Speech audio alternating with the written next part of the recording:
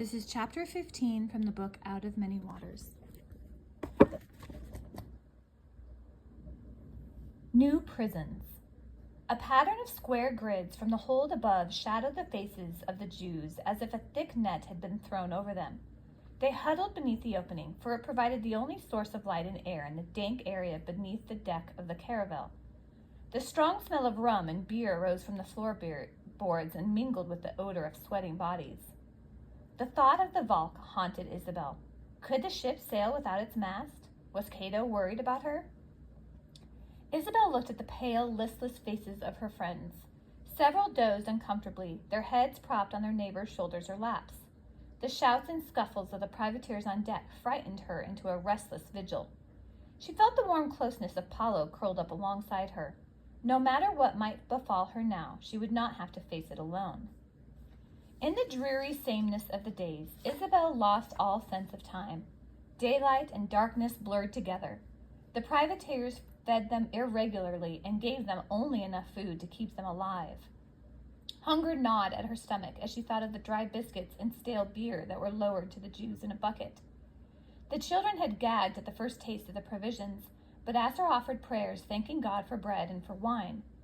Although his words did not change the sour taste, it made them remember to be grateful for any sustenance. Baruch atah Adonai, blessed art thou, O Lord. The words came back to her and soothed her even as she chewed the hard, tasteless bread.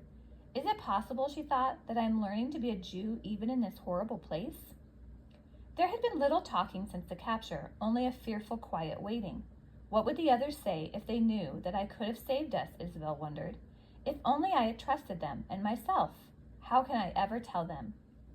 She held her secret uncomfortably, and it pricked at her conscience as the silver combs pinched at her sides. She reached up and felt the uneven ends of her cropped hair. I shouldn't have let Cato try to disguise me. Now it will be months, maybe years, before I can wear my combs. Then Isabel remembered what the privateers intended to do with her and the others. I will certainly have no use for silver combs if the Inquisition sends me back to the monastery. There was a creaking sound at the grate overhead, and Isabel looked up. Two unshaven privateers pulled it open and dropped down a ladder. A shaft of sunlight streamed in. "Arriva!" shouted one of the pirates. He cracked a whip just above their heads, and they scattered in terror. He bent his face over the hold and called out with a leering smile, "Bienvenidos a Cuba!" Asser looked startled. "We're in Cuba." Isabel's ears picked up the word she had not understood when she had overheard the helmsman and the first mate. "What are they going to do with us?" Rochelle demanded plaintively. "Where are we?" Asser began gathering their few remaining possessions. "It's a small island," he said. "I don't know why they've taken us here." "I don't think the Spaniards have a colony here," Judica said. "Maybe the privateers have come for fresh water and provisions. Asser, help me wrap the Torah in the bedding. If they're taking us ashore, we must try to keep it as dry as possible." As they folded blankets around the scroll, Isabel noticed the singed black spot that remained on its velvet covering. Paolo followed close behind as Isabel made her way up the narrow ladder. She still wore the breeches and vest that Cato had given her, and she realized that she now looked like the child's brother, not his sister. The smell of salt water and green trees permeated the warm air. "It's strange," she confided quietly to Paolo, "but I think I'm looking forward to standing on firm ground again, even if it is Cuba and not Holland." The boy brightened a bit. The privateers ferried the prisoners ashore in 3 longboats and landed in a hidden harbor with a broad, sandy beach bordered by trees and shrubs that resembled those in Recife. Isabel detected the sweet odor of sugar cane blowing on the breeze. The helmsman and first mate were already on shore, and they supervised the prisoners, looking smug. "Arriva!" wheezed the helmsman in his raspy voice, motioning the group toward a narrow, brush-covered path. They dragged their trunks and baggage while the sailors urged them on. "My legs feel wobbly," Rochelle complained. "I need to stop and rest." "Silencio!" commanded one of the sailors, giving Rochelle a rough push. She glared angrily at him as if she expected an apology, but he merely turned his back indifferently. Shortly they came to a small compound surrounded by a high stockade. Their captors herded them inside and swung the heavy gate shut. Isabel and the others stood still, listening to the sound of a crossbar being fitted into place, followed by the raucous sound of satisfied laughter. Isabel shuddered to think that the first mate's plan had been so successful. Inside the fenced area, the ground was well trampled, and only a few patches of grass sprouted in isolated corners. Twigs and branches from overhanging trees littered the dirt. There were 4 small huts with thatched roofs and a well for water. There was no one else in sight. No privateers, no natives, no colonists. As the exhausted group stood in silence, Isabel felt a cold trembling creep down her back and along her arms. This is what I have chosen, she reminded herself. It is what I had to do. I can't give up or I am truly lost. She turned her attention to the stone well that stood in the center of the compound. A bucket hung from a rope and dangled invitingly over the water. I don't know about anyone else, Isabel said, startling even herself with the sound of her voice, but I'm going to fill that bucket and drink until I can't drink any more. She dropped the bundle she'd been carrying and proceeded toward the well. Come on, Paulo, she called over her shoulder. It's fresh water. Aren't you thirsty? I want a bath, shouted little Estrella Lambrusco. Her emerald green eyes sparkled with anticipation as she pulled at her mother's skirt. Mama, find some soap. Oh, sighed Rochelle, I could wash my hair. Sultana, I must borrow your soap. We ought to wash ourselves and our clothes while there's fresh water, Davy said. We could be moved here from here at any time. He sniffed at his sleeve and made a disgusted face. Ugh, I smell like stale beer. God knows we could all use a bath.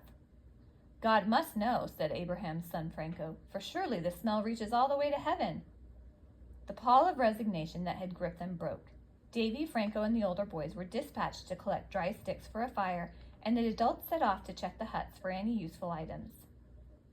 At first the children took a few polite swallows of the cool water, but soon they began to dunk their hands into the bucket, rubbing their dusty faces and necks.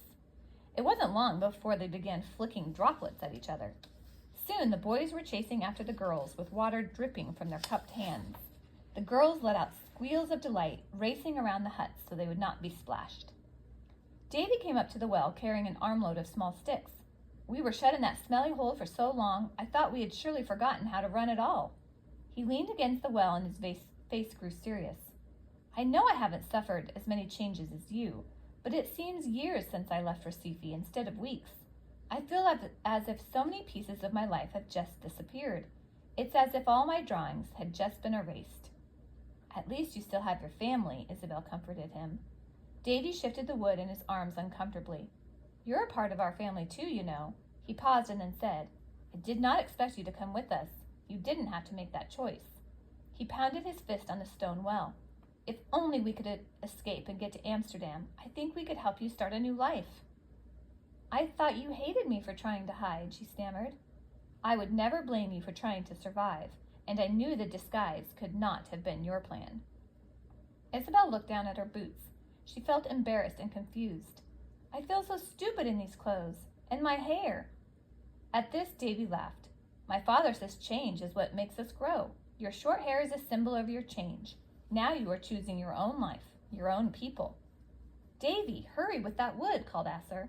A small fire had been started as he approached with a pot to fill at the well. I must go, little sister, Davy says. Who knows, perhaps the change in your hair will make it grow too. Asser lowered the bucket into the well. He pointed to one of the shelters close to the fence. Our family will share that hut with Paulo and Rachel Nunez. Rachel asked if they could stay with us since Paulo has become so fond of you. Go and bathe now while it is still sunny enough to dry your hair. Asser, Isabel interrupted. What is wrong with Paulo? Why can't he talk? I'm not sure, child, but I think it was the shock of his father's death. He pulled at the full bucket and tensed slightly. He spoke briskly of Paulo's father and tried to conceal his emotions. But Isabel sensed the pain he felt. Auron Nunez was at the synagogue when the Portuguese soldiers took it over for their barracks. We think he may have tried to fight them off, although he was alone and had no weapons. When we found his beaten body, we could barely recognize him.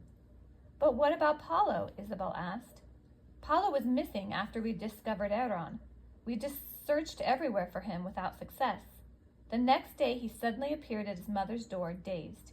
He didn't cry or say where he had been. He simply never said another word. How did he know about his father? Isabel asked.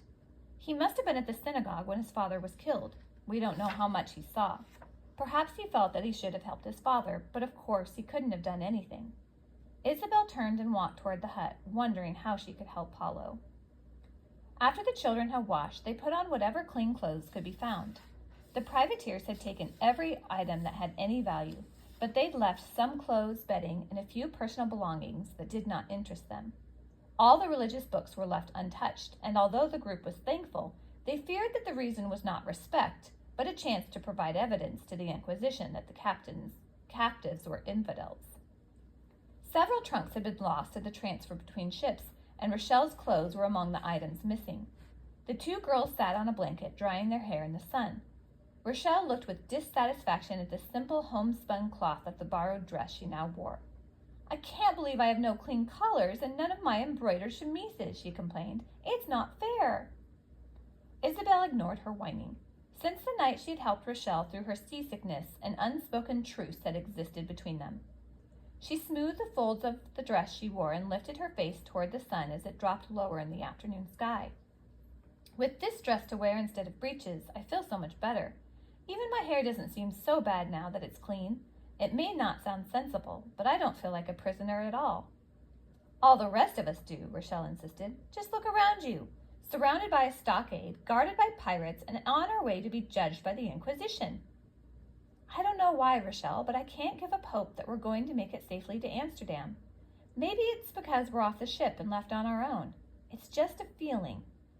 "I wish there was some reason to believe you," Rochelle began, when Paulo ran up to them with a book in his outstretched hand. "Paulo," Isabel exclaimed, "where did you find my Bible?" Paulo handed her the book and sat down expectantly at Isabel's feet. "I think he's waiting for you to finish the story about Joseph and his brothers," Rochelle said.